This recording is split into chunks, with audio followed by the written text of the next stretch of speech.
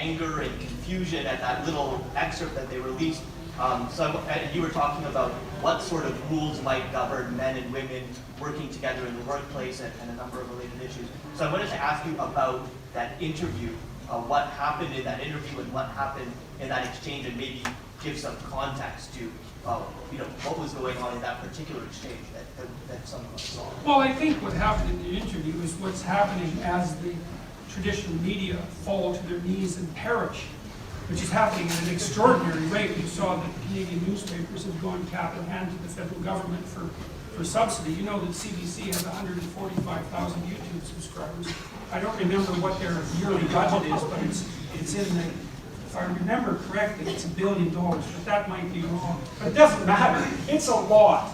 And all they've managed to generate on YouTube is 145,000 subscribers. It's like, which is absolutely abject, 100% catastrophic failure. And I think there's a bunch of reasons for that. I mean, one of them is that there is a technological transformation occurring, right? Because one of the things about YouTube offers everything that TV offers, and a bunch of things it doesn't offer, so it's going to win. It's clearly winning already.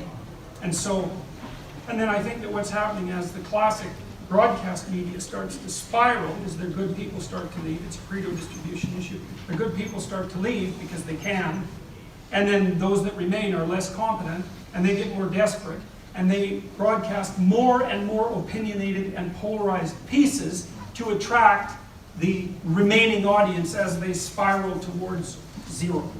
And so, well, really, I've seen this happen in large companies. I know how it works, and that's how it works. And so I think the Vice interview is part of that. And there's other things that are feeding into that. Like, I think, and maybe this is also a consequence of the broadcast medium, is that because broadcast television had a very narrow time frame, you had to cram complex things into small periods of time, so there was a very pronounced tendency for journalists to do all the interpretation. And then that turned into a pronounced tendency for journalists to describe what they thought and what the news was, right? So that they were now the news. I started noticing this about 25 years ago when, the news would show a politician talking, but the newscaster would be saying what the person said. It's like, well, why have the politician there at all? You might as well just have the newscaster. And that's when I stopped watching television news. And that was really like about 25 years ago. The Vice interview was that sort of taken to its extreme. It was like he had an idea of what the situation was, and he wasn't as aggressive about it as Kathy Newman, but it was the same sort of thing. It was like he was going to catch me out one way or another. And that happened for about 2 hours, and he had kind of a supercilious attitude, which is not uncommon among, let's say, New York journalists. And we talked for about 2 hours, and I said something that was provocative, I would say. I said, well, we don't know what the rules governing men and women's behavior, sexual behavior in the workplace should be. I said, well, let's take makeup and high heels for an example. It's like, maybe they shouldn't be allowed. I didn't say they shouldn't be allowed. I said, maybe they shouldn't be allowed. That's actually what you do when you try to think about something. People don't like to think about things. I have really noticed this in my clinical practice. So like, let's say I'm dealing with someone, and I might say, well, let's think of some options for your future. And they're really nervous, like right away. It's like, no, I don't want to do that. It's like, well, relax. We can talk about a bunch of things, and that doesn't mean they have to happen. Because that's what thinking is like. It's like you talk about things, and they don't have to happen. But it's not easy for people to make that leap because they get all nervous. They say, well, I don't want to talk about that. It's like, relax. We'll make a rule. We're going to talk about 10 things today that might happen, and none of them are going to happen. And then people can finally have a bit of courage and maybe think. And what you do when you think is you throw out an idea, and then you think about it. And I thought, well, it's been common practice. Men wear uniforms at work. They wear suits. A suit's a derivation of a military uniform. Why do men wear suits? So they're all the same. Why should they be all the same? So that unnecessary individual variability doesn't interfere with the functionality of the business. Now, you can argue about that. You might say, well, you don't want to make everyone wear the same damn suit because you get rid of all the creativity. Fair enough, that's a reasonable argument, but that's why the uniform, the suit, evolved. And so if you wear a suit and I wear a suit, we go to a business meeting, then the first thing we can figure out is, well, you're at least playing the same game I am enough so that you're wearing a suit. And it's like, that's not everything, but it's not nothing, right? And so, well, and when the Maoists, when the Maoists made their advances in China, men and women wore the same uniform. Why? Well, it was for the same reason. It was to eliminate unnecessary individual variability. Well, if you don't want sexual behavior at work, first of all, you've got to decide that. Do you not want sexual behavior at work? Because the answer to that might not be, we don't want sexual behavior at work. You want to work in an environment where romantic entanglements are essentially illegal. That's what NBC has done, right? That's their new policy, is like, if you work at NBC and you know of coworkers who are having a romantic engagement with another coworker, you're obligated to report them to HR. It's like, well, you might say no affairs at work. It's like, okay, you want to put an informer culture in place to impose that, do you? Well, maybe you do, but maybe you should think about it, because the cure might be worse than the disease.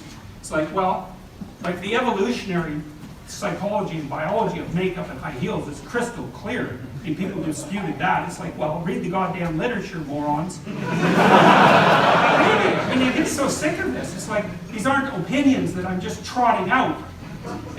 Why do women wear rouge? It's to make their cheeks look like fruit. That's why. We're derived from fruit-eating primates. We have color vision. It's trichromatic. We pick out fruit. It's ripeness. That's what lipstick does. It also indicates a sexual flush. And if you don't like that, well, tough luck for you. That's what it is. Now, I'm not saying, and it indicates youth as well, a youthful glow, but that's also associated with sexual attractiveness, because that's one of the prime determinants of sexual attractiveness for women among men. So, now I'm not saying that that shouldn't happen at work. And then high heels. Okay, why do you wear high heels? Well, it's because it tilts your hips so that you're...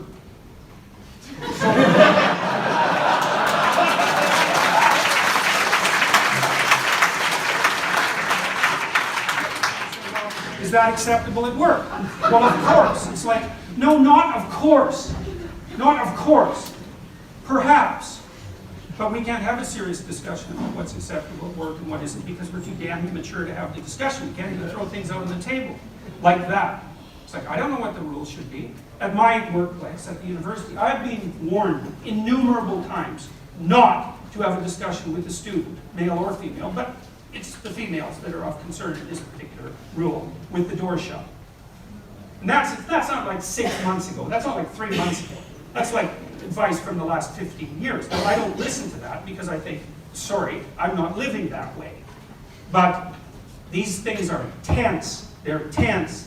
And we won't talk about them intelligently and maturely. I've also been accused 3 times in my career of sexual impropriety. Baseless accusations. And the last one really tangled me up for a whole year.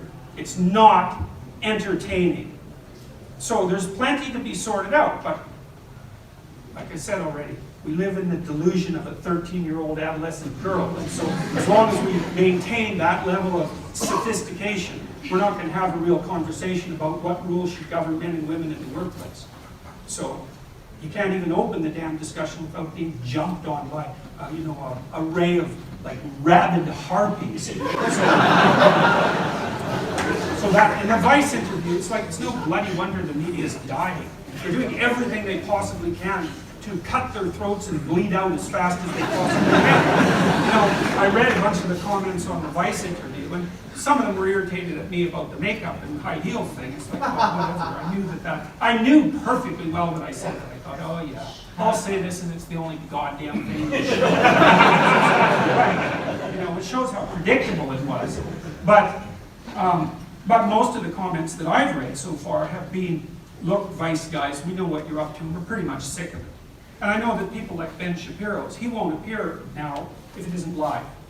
And that's a pretty damn reason. Like I said, I was sure, one of the things that really shocked me about Channel 4 in Britain, that was the Kathy Newman thing. So I walked into that after I had a busy morning doing some other things at the studio there. I walked into that and we met Kathy in the green room and she was getting all steamed and primped up and before she went on camera. And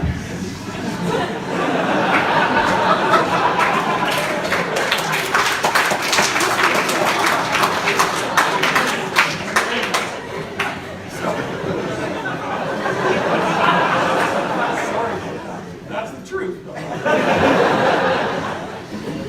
Well, it's funny when you're on those news shows because there's always a cloud of people around the host. It's like fixing up their makeup. It's like they're surrounded by bees. You know? They move the hair and they put them. So it's quite comical to watch. And so, anyways, we went out in front of the cameras and we were having a perfectly friendly discussion. You know, she was all chipper and extroverted and having a fine time. And then we sat down and we chatted for 2 minutes, and then the cameras went on. It was like different person. I thought, oh, I see what's going on here. So, but it's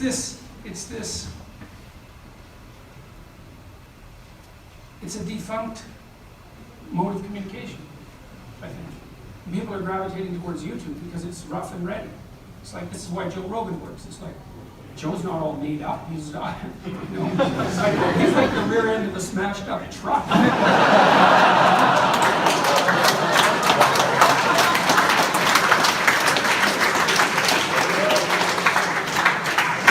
like that because there's no excess production values. There's no creating the landscape up. It's like, here's the damn discussion, and there's 3 hours of it. If you want to listen, and if you don't, then go to hell. That's basically, but I like that about YouTube, you know, it's also something that's so cool about YouTube too, is you hear this idea that like young people have these short attention spans. It's like, yeah, except when it comes to 3 hour long podcasts. So it's very cool to see this shift, but a lot of it is that it's a death spiral.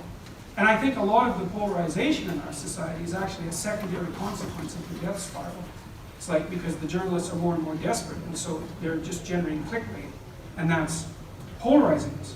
And hopefully that will stop when they die.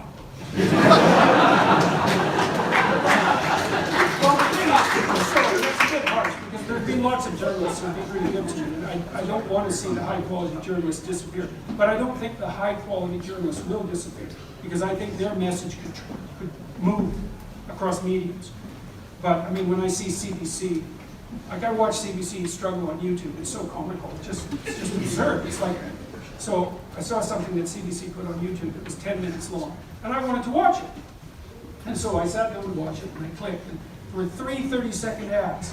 And I thought, that's a lot of ads for 10 minutes of your damn content. You really think I should pay 1.5 minutes of my time to watch 10 minutes of your content? Then I couldn't click through the ads. It's like, so rule number one ad, 15 seconds long, you can click through it in 4 seconds. That's the rule, not 3 30-second ads that you have to sit through. It's like, have a little respect for the medium. It's like, no respect for the medium. Then the comments were not allowed, disallowed. It's like, no, you don't need to do that because your viewers actually get to make comments. And if you can't hire someone to vet them, you could just leave the damn comments alone. That would be one thing, just let them happen.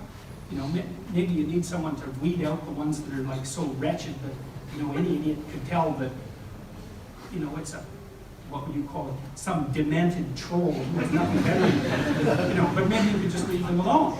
So they won't pay any attention to the media. And so I look at that and I think it's no bloody wonder you guys can't get any traction. You've got no respect for the media whatsoever. You're not going to make the transition. So I'm irritated with CBC, and that's kind of a good reason too. And that's sort of, I guess, coloring my attitude towards the media in general, but they're in serious trouble.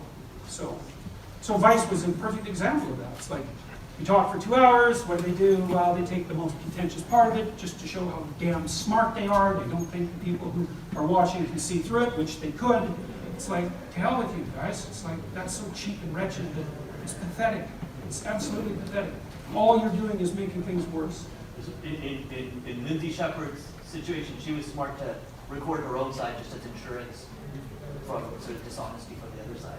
Yeah, well, that's another thing that I've often thought about, is just to record the whole interview, you know, but I'm more or less willing at the moment to let the chips fall where they will. And most of the time, There are many people with whom I've sat down and had discussions where things were played straight, and I would say it's actually the majority of them. But there's a pretty pernicious minority that does what Vice did. It's like, there's no excuse for that. There's no excuse for it. It's like, you've got no principles. Let's make this salacious. It's like, these things are important, you morons. It's like, get it together.